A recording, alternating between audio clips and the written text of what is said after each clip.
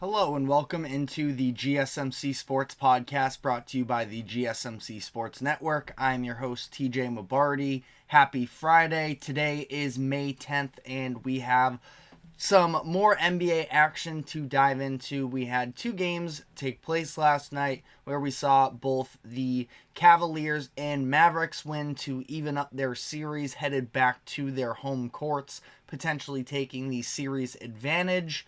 We also saw the Phoenix Suns, a little bit unsurprisingly, but not necessarily in a great way, fire their head coach Frank Vogel after the team was swept by the Timberwolves in the first round just a week and a half ago or so, and already hire the replacement. So we're going to be diving into their decision there. And then finally, we have some injury updates on the New York Knicks, and I want to talk about the overall playoff picture with them, as they have just been hit with injury after injury, which is super unfortunate because they are, of course, one of the top teams, at least in the Eastern Conference, and they just cannot seem to catch a break. But before we get into the show, just a reminder to like, follow, subscribe wherever you keep up with us. Help us continue to grow this channel. For any of our viewers, feel free to use the comment section to give us your thoughts on the latest happening on sports. Make this show as interactive as possible. And if you would consider leaving a tip or donation, you can use the link that is streaming across the bottom ticker. That is gsmcpodcast.net. Anything would be greatly appreciated. We're going to be starting off the show today by talking about the Boston Celtics dropping Game 2 as the Cleveland Cavaliers end up evening up the series. And this is something that, frankly, as much as the talent would absolutely say that the Celtics should easily be able to handle this series, they just cannot seem to get out of their own way. Now, I definitely do want to give credit to the Cavaliers where it's due, but I feel like the overall bigger picture here is the fact that the Boston Celtics, it seems like a little bit of a broken record, that they can't seem to fully get out of their own way. And when they dropped Game 2 against the Miami Heat, that seemed like it should be the wake-up call to sort of help put the Celtics in the right direction. They were coming into the postseason after having the 1 seed locked up for just about a month. So, maybe needing a wake-up call is justifiable there. And they have been dominant in just about every win that they've had in the playoffs so far. But still, they just can't seem to, actually have that mentality of, on a nightly basis, go out and do your job. And last night, they end up losing 118-94. This was a tied game at half. And then the Cavaliers just ran away with it, as Celtics had a very bad three-point shooting night. They were just 8 of 35. Now, again, credit to the Cavaliers for playing a role in that. It seemed like they were putting in their best effort to run the Celtics off of the three-point line a little bit. We know how much the Celtics love to shoot threes. They averaged just about 42.5 during the regular season. Attempts, that is, from three during the regular season. Last night shot 35, so 7 under their average during the regular season last night. And it was just a poor performance from a lot of their key shooters. We saw Derek White sort of finally come back to earth. He was on an absolute heater from the end of that Miami series, even through Game 1. But last night, he really struggled from three. He was 1 of 3. Jaylen Brown was 0 of 6 as well. So at the end of the day, the 2024 version of the NBA is there's going to be 3-point variance that sometimes is just unavoidable.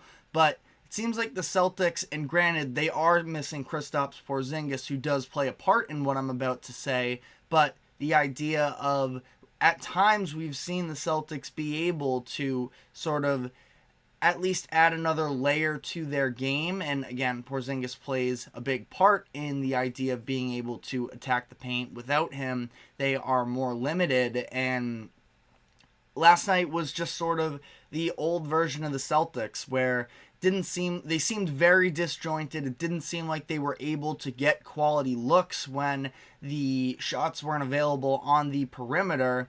And the Cavs were, like I mentioned, blitzing the Celtics very hard to run them off of the three-point line, and Evan Mobley had a tremendous game. Obviously, the offensive numbers are going to stick out for him. A career high in terms of a playoff performance, 21 points in this game, but just as importantly, he was playing a massive role for the Cavaliers on defense, where he was contesting just about everything at the rim and at times in that mid-range as well.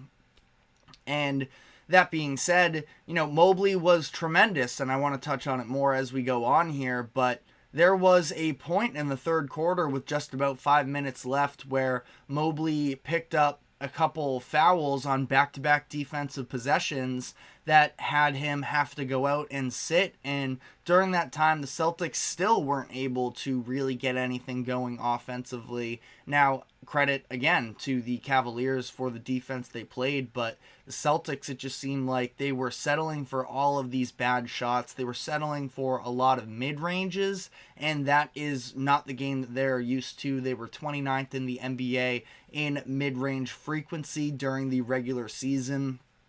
So, again, overall, it was just a very sloppy Celtics game, and the thing is, it wasn't even just they didn't even turn the ball over very often. They only turned it over, I believe it was 7 times in this game. So when I say sloppy, it's not that they were, giving the Cavaliers their opportunities. It was just the shot quality on a consistent basis wasn't there. The execution wasn't there.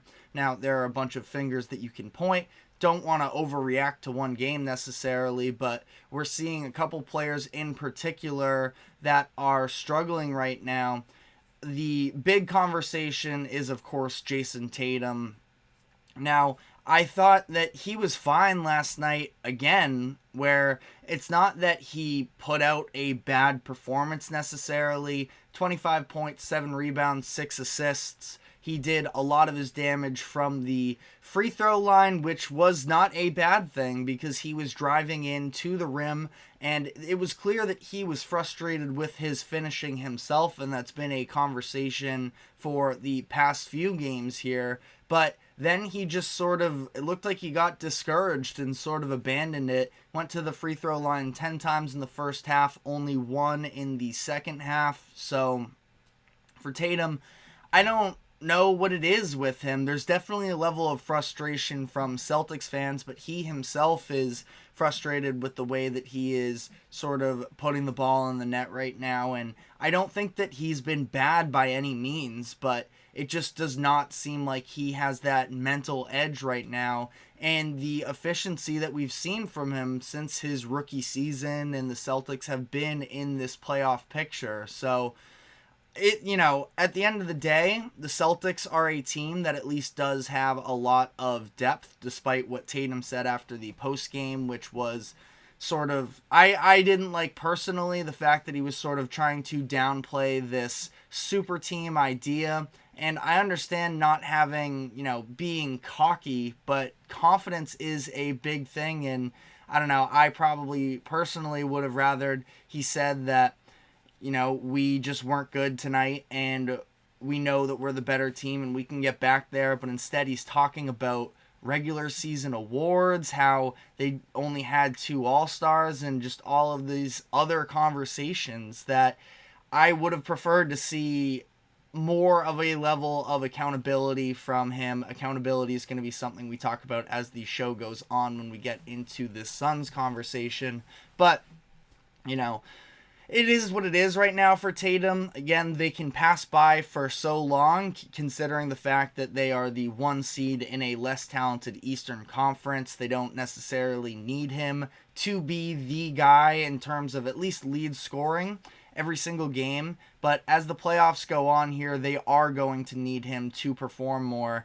And, we're going to have to sort of wait and see when he does decide to take it to this next level. Other player briefly here, again, don't want to bury anybody, 7 or so games into the playoffs, but we are seeing some regression from Drew Holiday. They gave him this contract extension right at the end of the regular season, and hasn't been great for him so far, and this is a story because historically Drew Holiday has been somebody that has had a little bit of a reputation of falling off some when the postseason comes around. Throughout his career, his shooting splits 46% from the field, 37% from three. Then when you get to the playoffs, dips down to 42% and 33%.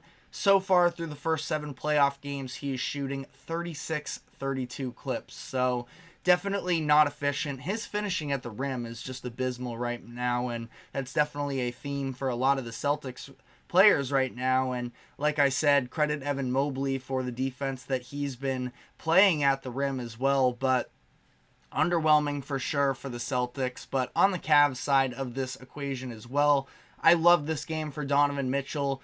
He had a clear emphasis in the first half versus the second half of, in the first half, he wanted to help elevate his teammates, try and get them involved. It has been a lot of the Donovan Mitchell show to start off these playoffs, and he was trying to get the playmaking going a little bit more. Had 8 assists in this game, most he's had since early April. April 10th, I believe, was the exact date when they played the Memphis Grizzlies.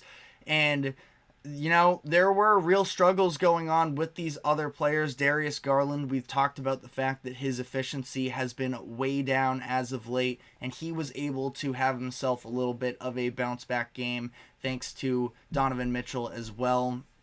Mitchell then, of course, when he felt like it was time to sort of step on the Celtics and pull away from this game, he got himself going in the third quarter again, was really feeling himself from 3, and once he hit that banked 3 where he was coming along the perimeter, it almost looked like he kind of stopped dead in his tracks because he was expecting Jaylen Brown, I should say, to carry his momentum through Mitchell and end up drawing the foul. Instead, he sort of shoots an awkward jump shot but ends up banking it in. I believe that was at the beginning of the fourth.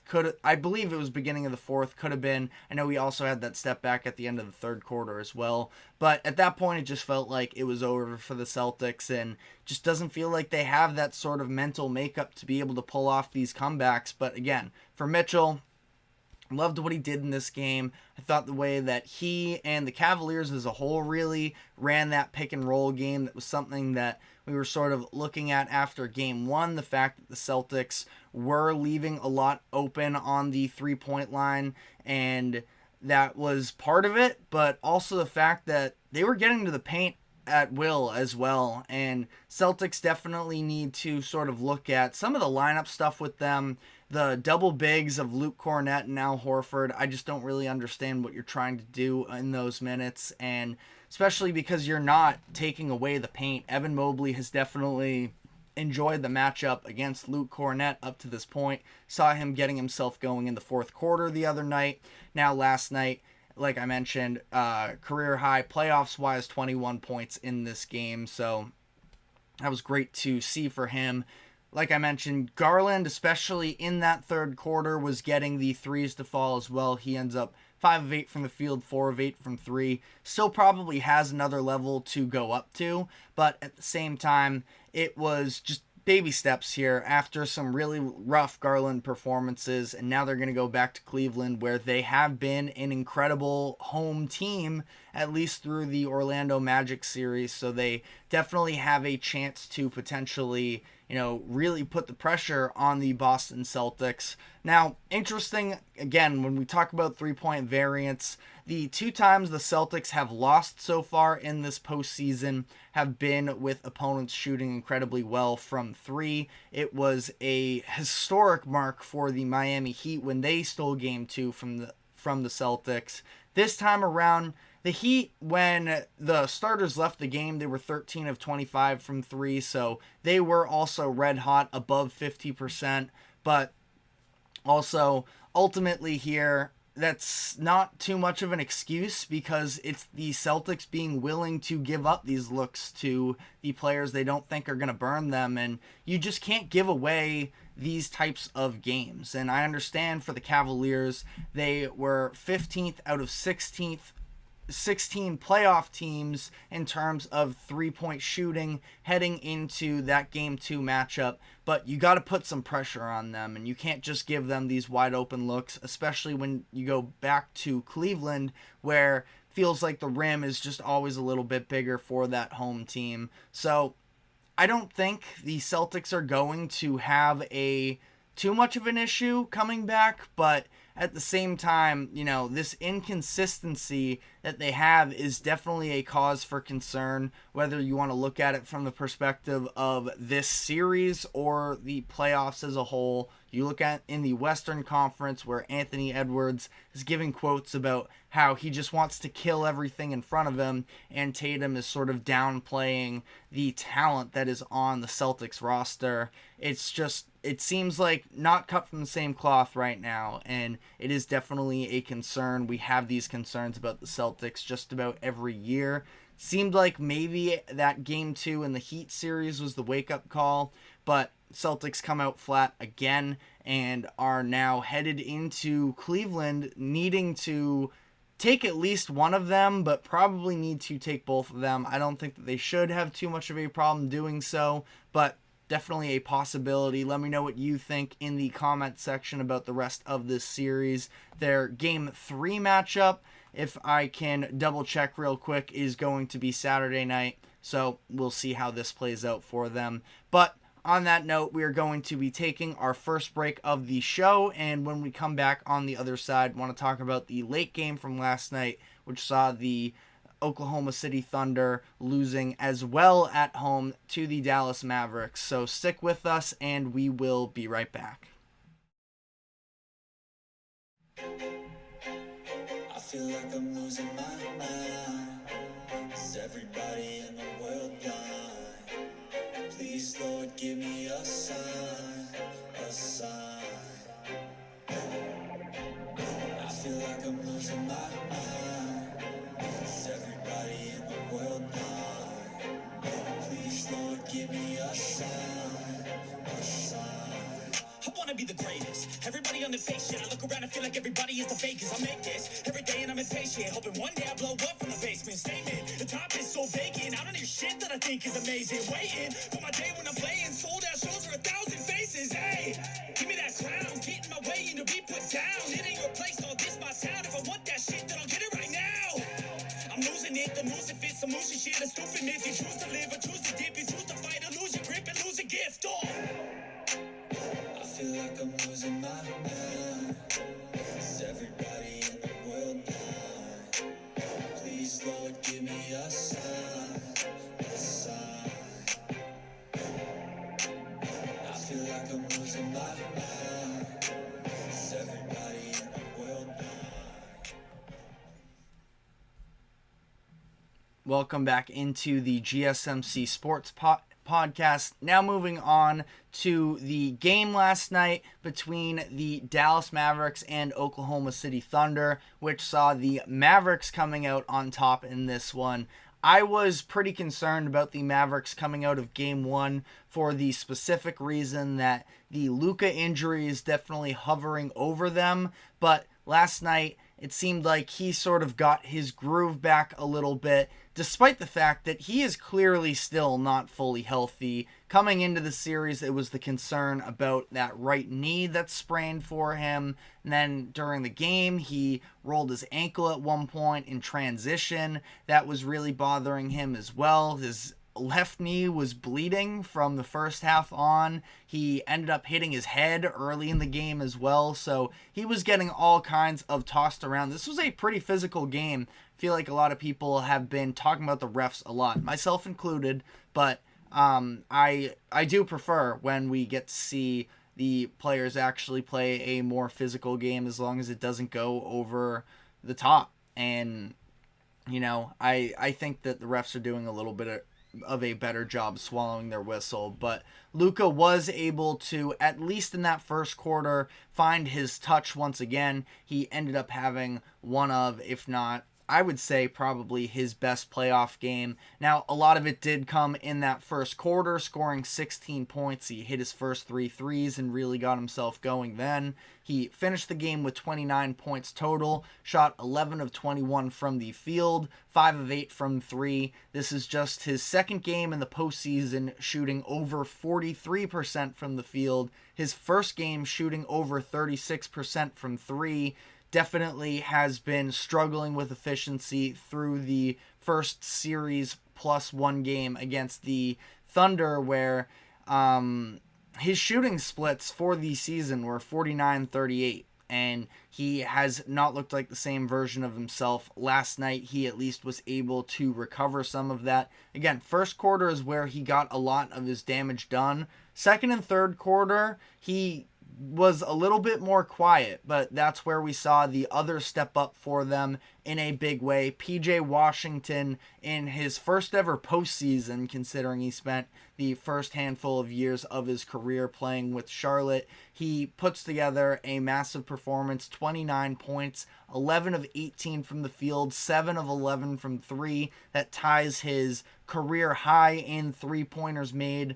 Definitely his biggest game of the series up to this point, so was good to see there for him. Tim Hardaway Jr. was also very impactful, as well as he really got himself going after a pretty subpar game one, I would say. Now, to his defense, he was coming back from that high ankle sprain that he suffered in game 2 against the Clippers, but especially in the third quarter is when we saw him sort of take his game to that next level. He did a really good job, I thought, getting himself some looks in transition, and the person who set him up on both of those transition looks that I'm referring to was Kyrie Irving, where if you didn't watch the game, probably were a little unimpressed looking at the box score for him, but ultimately I think that Kyrie's impact in this game went far beyond the box score, where he was just sort of operating the game as a whole, especially in these non-Luka minutes, knowing that he was dealing with the injuries that he is. He was one of, if not, honestly, the most impactful player for the Mavericks, where, you know, I think that we know that Kyrie can get himself buckets anytime he wants to, but in this game, he was sort of operating as a true point guard and finding the hot hands in, again, specifically PJ Washington and Tim Hardaway Jr., but Kyrie finishes this game only 9 points, 2 of 8 from the field, but 11 assists, and I also thought that his defensive impact is something that we're seeing him take a ton of pride in right now. Every time he was basically speaking to the media during the Clippers series, he was bringing up his attention to defense, and we've seen that carry over to this Oklahoma City Thunder series, where he ends up with 2 steals, 2 blocks. It seemed like anytime he would get beat off the dribble, he was using those hands, and it was pointed out by the broadcasting crew, the fact that he was able to sort of just swipe the ball away. And it was just, again, really encouraging to see Kyrie, again, with his understanding. He's one of the veterans in this NBA playoffs, considering all of the youth talent that is surrounding the game right now. And you can see that, you know, this locked-in version of Kyrie has just been so fun to watch, and the fact that he is able to impact the game in different ways. And it's been, again, when you talk about his defense too, you know, and that last night wasn't even necessarily the most tremendous defensive performance from the Mavericks, but the defense has been a conversation with them from the beginning of the season, and now obviously the mid-season additions of PJ Washington and Daniel Gafford have done tons for them, but Kyrie as well, and his level of buy-in on defense has been a big impact on that. And then he ends up grabbing the offensive rebound with a minute left that sort of helps to kill off a little bit extra time and help the Mavericks close out this game. So, I wouldn't say I pronounced the Mavericks dead. I felt a lot better about my pick of the Thunder after game 1, but I was really worried about this Luka situation. We know that the efficiency with him just has not been there. Again, the 3-point shooting has been really rough for him, and it's very uncharacteristic as well, which is why I think that last night was a step in the right direction. Now he's still shooting 41-27 shooting splits in the postseason so far, so I wouldn't say that it's no concerns, especially considering the fact that it is very clear Luka is dealing with injuries even still, but a positive step in the right direction, no doubt. But on the Thunder side of this game, it ultimately for them, it was the Mavericks shooting that sort of did them in. We just talked about the 3-point variance in the previous segment, talking about that Celtics Cavaliers game, when the Mavericks are going to shoot 18 of 37 from the 3-point line. That is just incredibly difficult to put up with. And this was a stat from the Ringer that I believe there have been 51 games that have taken place in the playoffs so far. In those 51 games, 41 of them have seen the team that hits more 3-point shots wins the game. As much as we all enjoy basketball, it is in large part comes down to who is going to hit more threes. They're probably going to win the game. And it was a tough look for the Thunder here, where it's just at some point, their defense can definitely step up, but you're only so limited when PJ Washington is going to have a career night like he did. And I would say this, it's now headed back to Dallas, so the Thunder should be concerned, but at the same time, I do believe that they are the better team. Now, in terms of a potential concern with them, the offensive rebounds for that the Thunder allow has been a story surrounding them for the majority of the regular season. And last night, it was only a slight rebound margin for the Mavericks, but they were able to grab 12 offensive rebounds, especially some big ones in the fourth quarter as well. So that part of the game has to be better for them. And the Thunder, it's clear that there is a level of inexperience with them. Chet Holmgren really struggled last night, and he can still have a defensive presence, but at the same time, offensively, when he is not feeling himself, he is very ineffective. He was 4 of 12 from the field, 1 of 6 from 3. I mentioned spacing is going to be such a big part of this Thunder team in this series, because as much as you can pull Daniel Gafford out of the paint for Dallas is a must for them, which is part of the reason why we did see them choose to take Josh Giddey out of the starting lineup for the second half. It was Aaron Wiggins starting in his place. Giddey only played 11 minutes in this game, played 17 in game 1, so maybe it's a matchup thing, but it does feel like we are sort of headed to a crossroads here with the Thunder, where I can't imagine he's going to be in Oklahoma City for the foreseeable future. I think they're probably going to want to cash out on a little bit of his value and maybe try and get somebody who can be a more reliable fifth starter. And I like Aaron Wiggins a lot. I shouted him out during last game, and he was great last game as well. So it's not like I was the only one. Looking back on it here, I'm trying to see. He ended up scoring 16 points off the bench, so I'm definitely not breaking any news there. But it feels like you probably want somebody maybe with a little bit more high-end talent than Wiggins. And again, I don't mean to. I like Aaron Wiggins a lot, but I do feel like there's just such a limit that as a fifth starter, I just think that the Thunder can do better. So, it was Chet underperforming, it was the Josh Giddey unreliability, and ultimately, again, it was just the 3-point shooting. So I don't overreact to this game. If you are a Thunder fan, I still feel like they win this one. I had them in 6 coming into it. Now, makes it interesting, the fact that Dallas is able to take this series back home with a chance to take a potential 3-1 lead.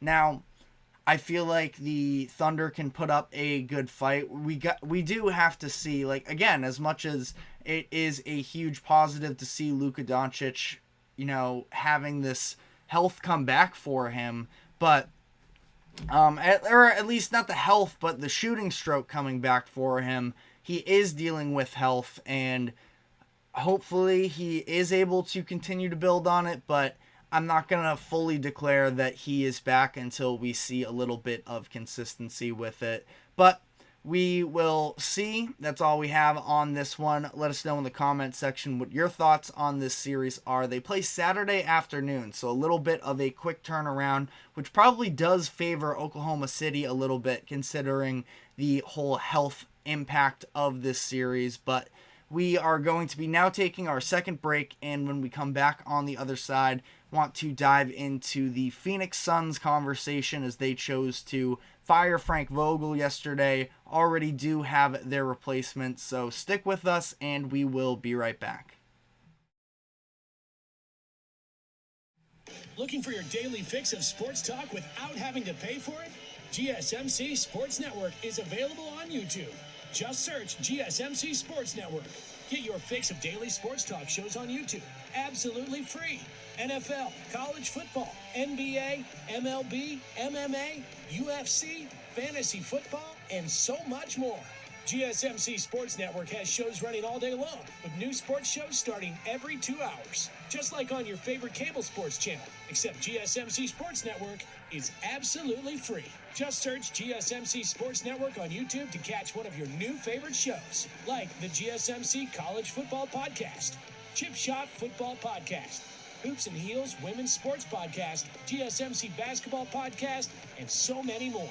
Check it out for yourself. GSMC Sports Network, now available on YouTube absolutely free. Search GSMC Sports Network on YouTube right now.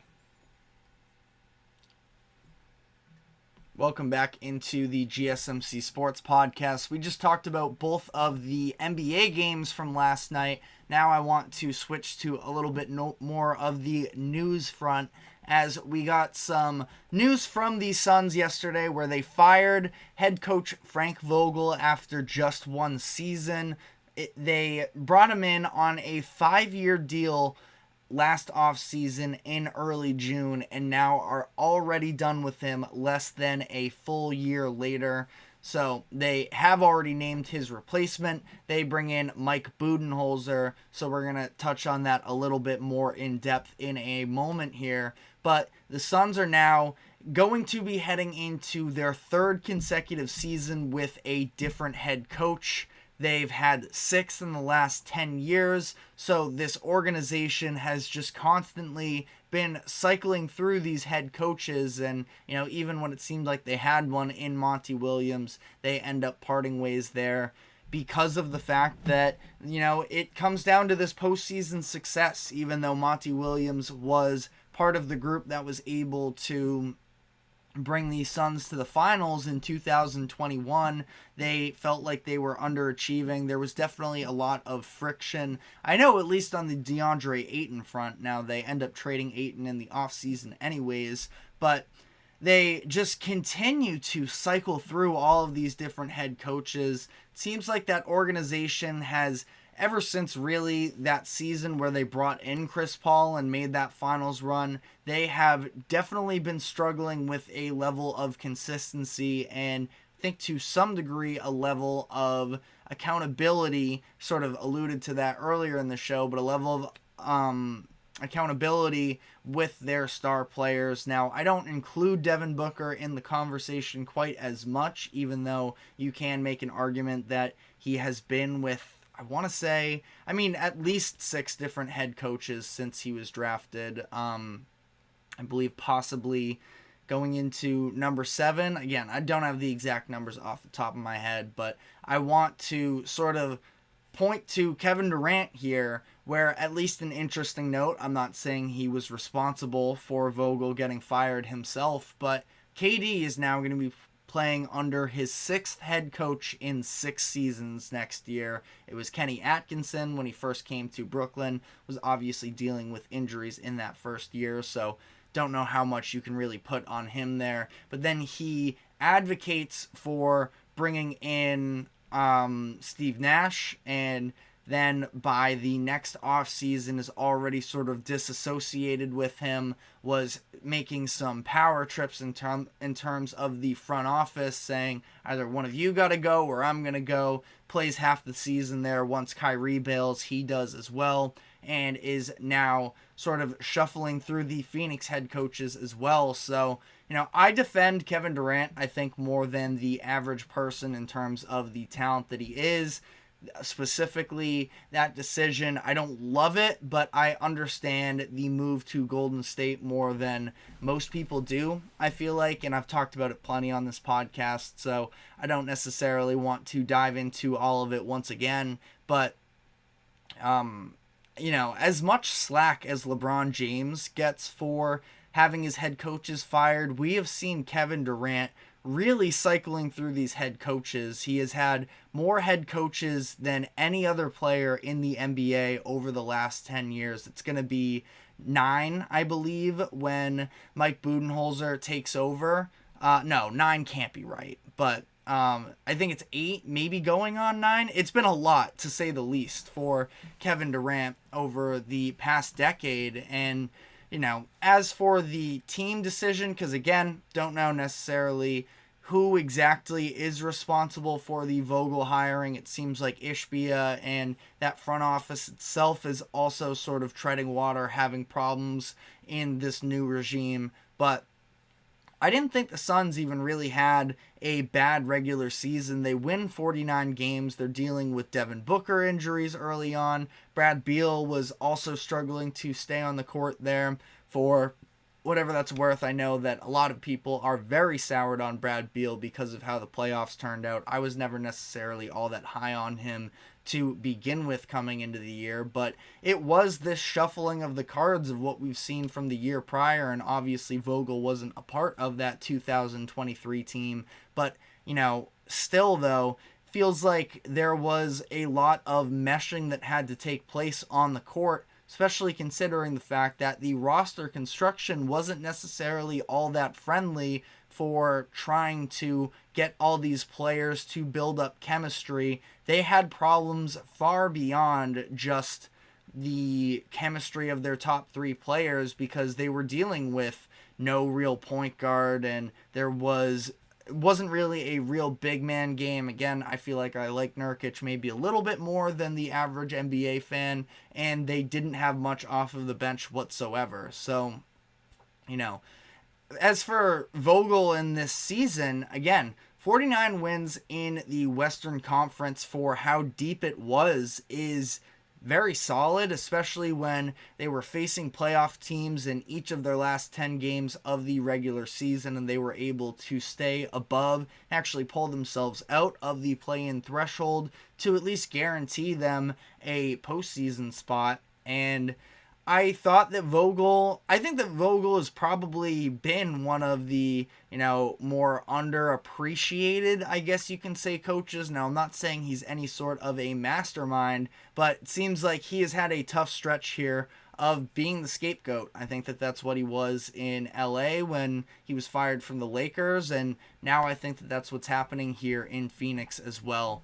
And it comes down to the postseason production here, obviously, and if they are able to, I don't know, I'm curious how many games they would have had to win against the Timberwolves for him to keep his job. He seemed pretty confident that he was going to be able to retain his job for a while there, but obviously that's not the case. And, again, as this Timberwolves postseason pushes on, I know that a lot of people are sort of clamoring for the idea of apologizing to the Suns because, maybe they're not quite as bad as we thought, and they were given a lot of slack because of getting swept. I'm not really of that belief. I do think that there are real problems with this team. The flaws that we saw during the regular season showed up in the postseason again. and all of those things that I listed, the fact that they were the worst fourth quarter team in the league, they didn't know how to close out games. And again, I do think that in large part it boils down to the fact that they didn't have any true playmaker to be able to run their offense, and they were relying heavily on the individual shot creation of their star players, especially considering that one of their star players is Bradley Beal, who is making $50+ million over the next few seasons for the Suns, and is just not the same level of all-star, all-NBA caliber player that he was for a lot of his career. So I don't really know how a coaching change here is going to rectify this situation for the Suns. Now, there were reports that Vogel maybe didn't mesh with his players well, likely talking about Durant, Booker, and Beal. So if that is the case, that definitely played a role. Like I mentioned, the whole Kevin Durant, 6 coaches in 6 seasons. Who is he really going to mesh with? Because, him and Steve Nash were supposedly, really close in him getting his first ever head coaching job, and then he just turned very quickly on that in a year. So I'm not really sure what the deal is going to be there. Now, the Suns are a mess with or without Vogel. They don't have much of a future considering all of the draft capital that they've traded off in recent years in order to create this roster that has all of the star power for it, but doesn't necessarily have the logical means to be able to be a championship contender, at least as things currently stand in May. Maybe they have some sort of historic offseason where they pull something off, but I find that a little bit hard to believe. They don't have any control over their draft picks until 2031. Now, they're going to have some first-round picks along the way there. Most of them, if not all of them, involved in pick swaps, so we will see with that. They also enter next year paying out a ton of money to their current roster, $209 million. Again, that's just in May. That's prior to making any type of offseason moves. But that $209 million is the most expensive out of any other team in the league. I think that it's going to be an extremely tough task for them here to come back from it, but either way, Vogel is out. They bring in Mike Budenholzer. They officially hired him Friday morning. So on the note of sort of that fit, I do find it interesting to see, Budenholzer is somebody who has a reputation of being a little bit stubborn at times. That's what helped lead to his undoing in Milwaukee. But at the same time, we saw Budenholzer be able to lead the Bucks to that 2021 championship, and he has multiple Coach of the Year awards under his belt as well. So I do believe that he is somebody who can absolutely be capable of at least trying to rectify the situation. Curious what defensively, because obviously one of the most famous things about Budenholzer is his defensive philosophies, the heavy drop coverage. Now, you don't have a Brook Lopez necessarily in the paint to be the same level of a rim protector, but I do think that Nurkic at times can, flash some positive things, so I'm curious how that's going to fit into the equation. Again, I don't know how much the vibes per se in terms of Vogel didn't mesh with his players, like what is going to unlock, and maybe it's Bradley Beal just being more healthy and being able to sort of find a little bit of a vintage version of himself. If they are able to go out and find a point guard somewhere along the way, that would be huge. They just don't really have the resources for it either. Now, Devin Booker has absolutely improved on his playmaking over the recent seasons, so I don't know if I ever see him as a true point guard, but if he can at least run a little bit more of a team offense, that would be a positive development for the Suns. I think that they are very much handicapped, and I'm not really sure how this is going to get better for the Suns, not just this season, but if it's not this season, they don't really have a future. They need to capitalize now. Puts a ton of pressure on Budenholzer. Speaking of pressure, I'm a little bit surprised that he ended up taking this job, but there is at least NBA ready talent, and the options for him were between this and the Los Angeles Lakers, where he was the front runner to be the next Lakers head coach.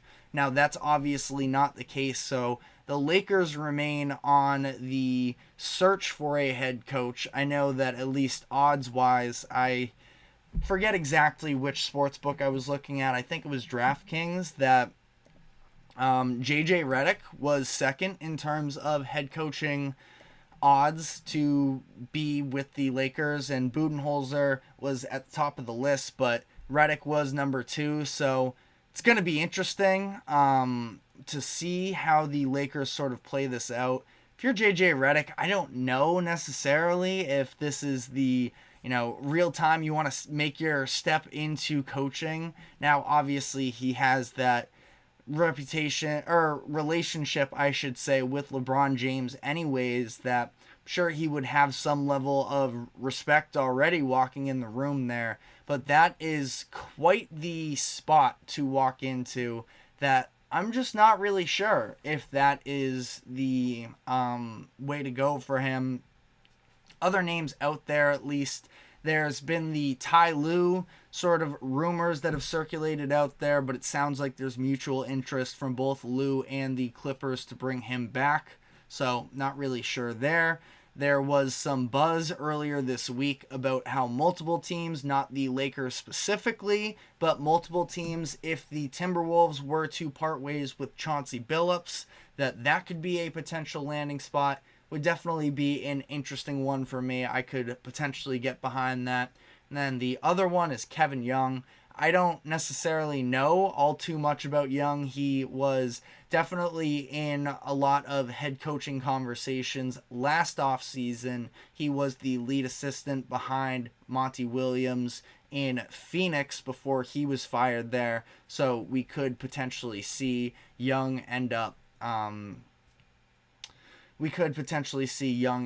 with the Lakers, but I don't think that is going to happen necessarily. If I'm not mistaken, Young may have just taken a job in college as well. So again, it's just kind of messy here and for the Lakers moving forward. And I'm not saying, ultimately for the Lakers, the head coach probably isn't their number one issue. I know that Darvin Ham was definitely sort of torn to shreds on his way out of LA, and I wasn't a fan of Ham myself, but I feel like you just need to have some level of competency there, and the Lakers could be at least in the conversation of being fun. I just feel like their championship window may have already passed them.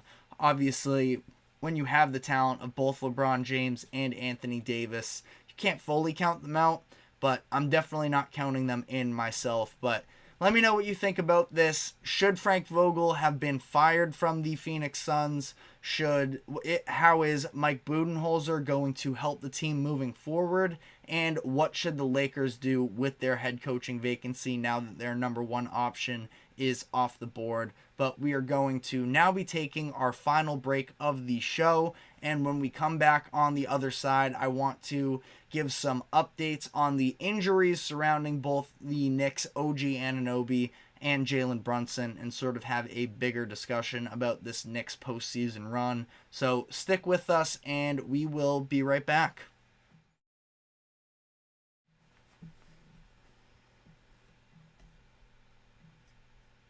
For the best and latest podcasts available anywhere, go to the podcast app on your cell phone and type in GSMC to access free content-rich podcasts on health and wellness, book reviews, sports, entertainment, relationships, social media, movies, technology, finance, and even weird news. Subscribe and download the GSMC Podcast Network's family of shows, available everywhere podcasts are found.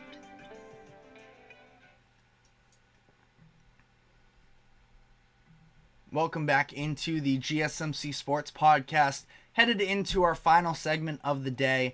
We're going to be giving some injury updates for the New York Knicks and asking the question, can they overcome this slew of injuries they have unfortunately been put up against, where we've known, really since Julius Randle left the team months ago that it was going to be a little bit more of a limited Knicks roster to try and make this postseason run, but things have just continued to get more complicated for them with the injury to Mitchell Robinson. He has been ruled out for the remainder of the postseason, and then during Game 2 the other night, we saw two of the Knicks starters dealing with injuries. First, it was Jalen Brunson, who had a foot injury that we still don't have a ton of information on what exactly happened, what exactly it is, but he was able to return for the second half after missing the entire second quarter and seemed to be, even though he was laboring some on that foot, he was at least, a productive version of himself. But he is listed as questionable. I would imagine he's going to play. Game 3 is tonight in Indiana, so we will have information on that in the coming hours. But less positive is the fact that OG Anunoby went down with a hamstring injury late in the third quarter of that Game 2 matchup, and he's been ruled out with a strain in that left hamstring. Now, the Knicks have a 2-0 lead over the Pacers as things currently stand in Indiana. It seems like they are maybe a little bit more willing. There's some more wiggle room, I should say, in terms of them being able to get away with a potential loss. But obviously, it would help them a lot now that the Celtics even just dropped a game to the Cavaliers if they could get as much time as possible, sort of getting ahead of the Celtics in terms of schedule and trying to rest up a little bit more. On the Celtics end, they would like to be the first ones done with their series because they are waiting on Kristaps Porzingis to come back from the soleus strain. So both of these teams a little bit banged up, but for the Knicks, before they can even necessarily think about what's going on with that Celtics situation, they do have to make sure that they are able to hold off the Pacers in this series, where I know they take the 2-0 lead, but I do feel like the Pacers have played pretty well. Now, absolutely, they have to be sort of kicking themselves that neither one of those games they were able to come away with. Game 1, really up until the fourth quarter, that seemed like their game. They got incredible bench production, and it wasn't until the final few minutes where, yes, as we know, some calls sort of went the other way for them. This is something I meant to bring up on the show yesterday, but how about the report that the Pacers have filed a complaint for 78 calls over the first two games? Just absolutely ridiculous stuff. And listen, I understand refereeing can definitely feel slanted against you, but to put out an extensive list like that is definitely a bit much in my eyes. Now, again, I understand the frustration that can come with refereeing at times, but Pacers are they do have themselves to blame because, listen, I've always had this philosophy. I don't believe that refereeing can fully give the game away. I was kind of shocked to see Brian Windhorst on ESPN specifically come out and say on national television that the refs cost the Pacers Game 1, and they definitely made some calls down the stretch there that were incredibly questionable. It was the kickball violation where it was clearly not a kickball. It was Neesmith's hand that hit the ball.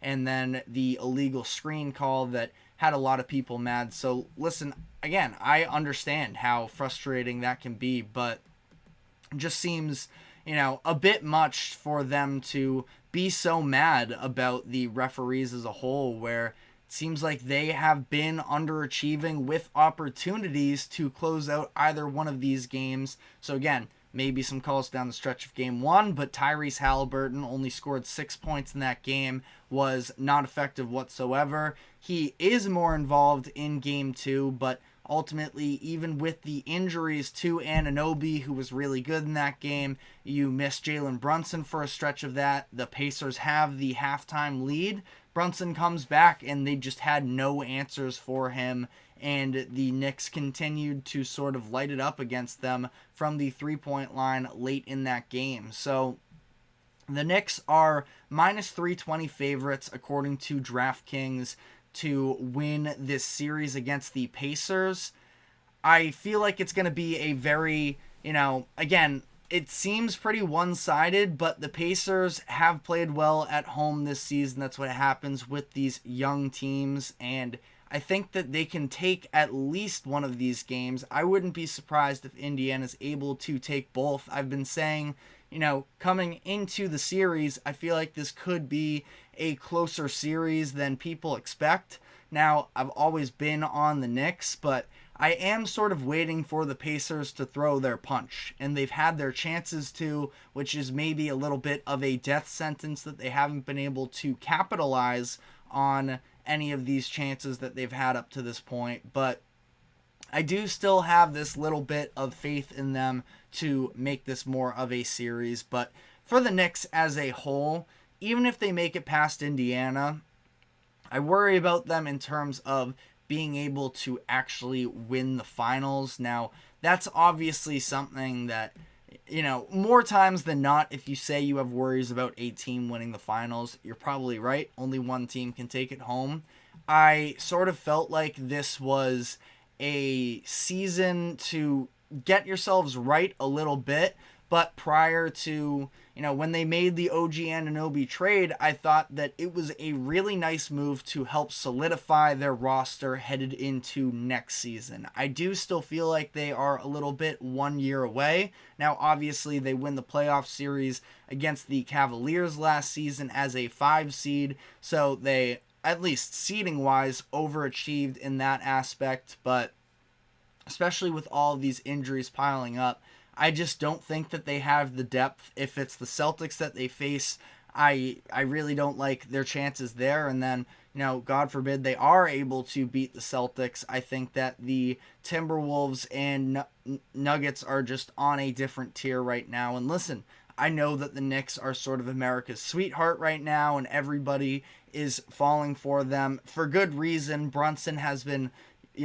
probably, I would say, best or second best player in the playoffs so far. It's a little bit of a debate between he and Anthony Edwards. I would probably lean Brunson, though. The type of performances he's been giving, it's a lot of fun, and it's good to see the Knicks being relevant again. I just feel like we are probably looking at a year-out situation here. And I think that they'll be back, especially in this Eastern Conference, which is on the weaker side.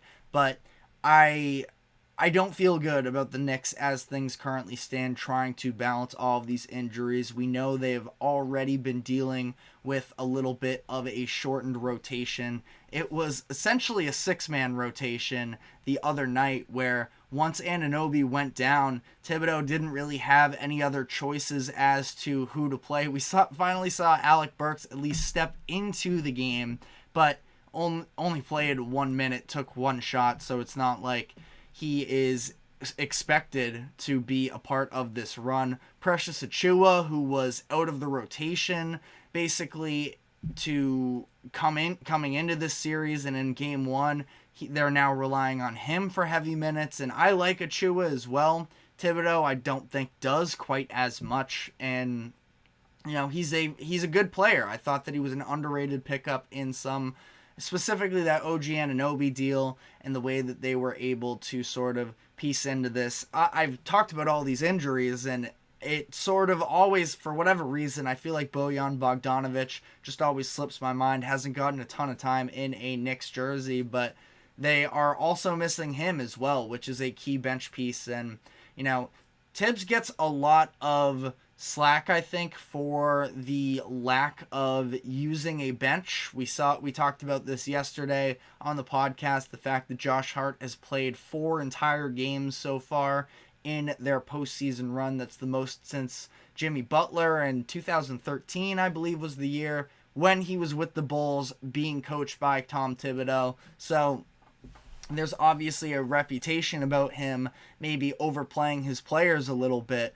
But at the same time, the Knicks have this chance right now to continue on their postseason run. They are not focused on next year. They are trying to win the games today. And he's giving them the best chance to do so with their stars. You know, I'm a Celtics fan. I sort of wish at times they would lean more heavily on the starters. So as much as it's something that definitely is a conversation point and could have risks in the long run, we saw the way that Joakim Noah was basically worked to the bone and was just never the same player when he was playing under Tibbs in Chicago. But I don't blame him necessarily for the way that things currently stand. Knock on wood that nothing serious does happen long term in terms of the ramifications of sort of the health surrounding these players. But I think that they have to, you know, kind of take their shot as things currently stand. Say hello to our guests right now.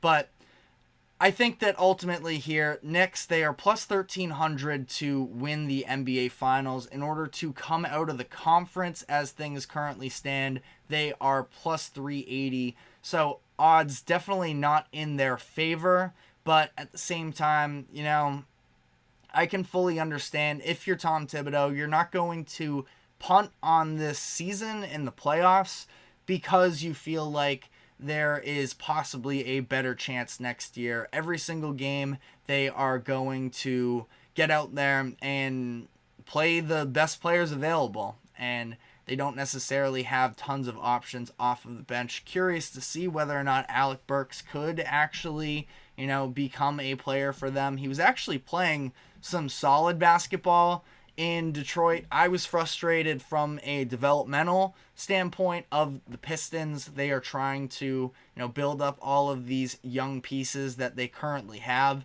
Why is Alec Burks taking all of these shots? But, you know, for the Knicks, I don't know, maybe he could come in and provide some sort of offense. I know that defense has never really been his strong suit, but something to think about, especially with Jalen Brunson dealing with whatever his injury as well. Again, I would assume that he plays tonight to be able to give the Knicks even a shot to win tonight, because with no OG and with no Brunson in Indiana, I don't know if they would have any sort of a chance, I should say, whatsoever. But let me know in the comment section what you think about this. I feel like, again, championship hopes this year probably aren't there, at least in my eyes, in terms of what the Knicks can do. But I still feel like they do close out this Pacers series, and they can still be a tough out. When Jalen Brunson is playing and to the level that he has been in the beginning of the postseason here, I think that they could easily, you know, make things interesting no matter who the opponent is. But again, let me know what you think in the comment section. That is all we have time for today, though. Thank you for tuning in to the GSMC Sports Podcast. Thank you to the GSMC Sports Network for allowing us to host this show. Remember to like, follow, subscribe wherever you keep up with us. Check us out on social media as well for more exclusive short content. And we will be back on Monday afternoon, 2 p.m. Eastern. Have a great weekend. Take care. We will see you then.